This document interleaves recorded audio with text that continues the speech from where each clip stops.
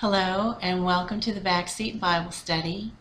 I'm Gayla and I'd like to talk to you today about trusting God when there's no clear direction.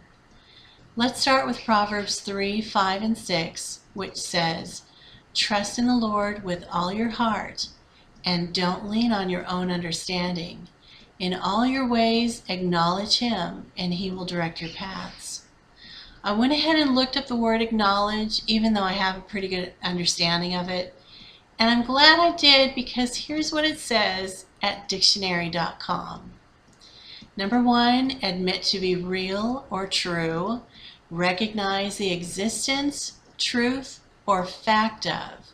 Number 2, to show or express recognition or realization of. Number 3, to recognize the authority, validity, or claims of. And number 4, to show or express appreciation or gratitude for. When we acknowledge God, we are first admitting that He is real. Second, we are confessing that He is true. Third, we are recognizing His authority. And fourth, we are expressing appreciation and gratitude. I don't know about you, but although I haven't necessarily stumbled over the word acknowledge, I haven't really appreciated the definition, so I'm glad I looked it up. Now the next part, He will direct your paths. We've also heard the translation, He will make your path straight, and another one says, He will show you which path to take. That one I think is taking a little bit of literary license because He's not going to come down and physically show you which path to take or what decision to make. It would be nice, I've got to say, but there's not a whole lot of trust involved in that, is there? Waiting for God to show you is like it says in Ecclesiastes, waiting for the wind not to blow before a farmer plants his seeds. He's just never going to do it. So we've got, He will make your path straight and or He will direct your paths. Two very good translations. Some of you may think you're on a straight path. I don't. And there have been very few times in my life when I did feel like my path was straight or plain. A lot of times I have felt like I could not even see one step ahead of me, let alone the path ahead of me. But guess what? From God's perspective, if you are actively acknowledging Him, your paths in His eyes are straight. He sees your paths from point A to point B, and He knows what it takes to get you there. The joy and happiness, the heartache and sorrow, the blood, sweat, and tears may very well be Him directing your paths, because from our perspective, it often looks like a broken road. And the best we can hope for is that He really is directing our paths. Yesterday I heard a really good message about Ruth, and the focus verse was from chapter 2, verse 3. Where she just happened to go to the field owned by Boaz and did her gleaning there. The point of the message was God works in our happenings. From Ruth's perspective, she had a very broken road.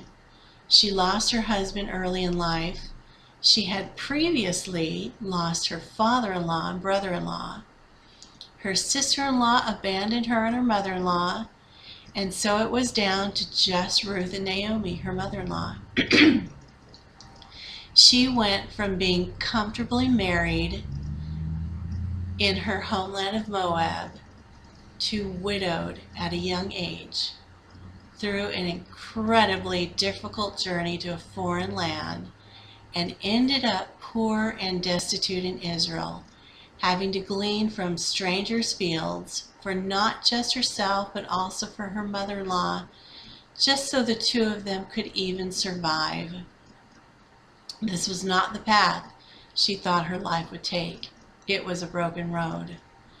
But from God's perspective, He was making her paths straight. Because what did Ruth do in chapter 1? Naomi told her to go home to her Moabite family. But Ruth said, no, where you go, I go. Your people will be my people, and your God is my God. She was acknowledging God, admitting him to be real, confessing that he is true, recognizing his authority, and expressing appreciation and gratitude. So what did God do for her? When she wasn't looking, he directed her paths, and she ended up not with just a wealthy husband, which would be nice, but she also ended up giving birth to Obed, who was the father of Jesse, who was the father of King David, who was the great whatever grandfather of the Messiah. Tony Dungy, in his book Quiet Strength, talks about a time when he had 2 job offerings, and although he had prayed about both of them, he didn't have clear direction, so he pretty much just had to pick one and go with it and hope God was directing his paths. It turned out to be a pretty good choice, and he does give God credit for directing him. He's had an amazing career as a football coach, and I don't want to steal his thunder, so I'll just say get Quiet Strength. It's a good book. Many years ago, I learned a personal lesson. It was a very small incident, but it made me realize that I need to stop stressing and worrying so much about making the right decisions, that God is there guiding me even when I don't know it. Here's what happened.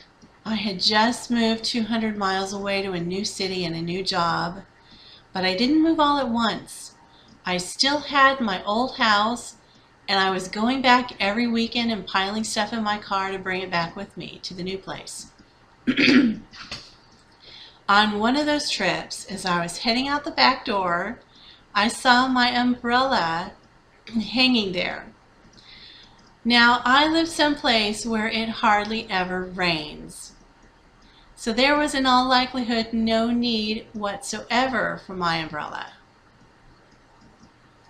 Oh, I forgot to mention, I also had moved to a place where it hardly ever rains. So it really didn't make a whole lot of sense, but for some reason I picked it up anyway, got in my car, and headed home. Guess what? Yeah, it rained. Can you believe that something as small as that God was in? I felt him speaking into my heart that he was directing my paths even when I couldn't see it. And I fully believe that for those of us who are acknowledging him, he is directing us in ways that we can't even understand, even in little ways. My problem is I have not fully learned this lesson yet.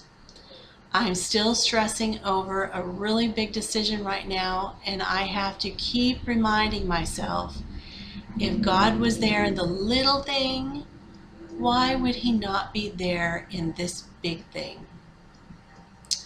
I hope you've had a blessing out of this lesson today, and I hope that if you're facing big decisions or even little ones, or maybe it's just something that you can't figure out on your own, I hope I've encouraged you to, number one, acknowledge God.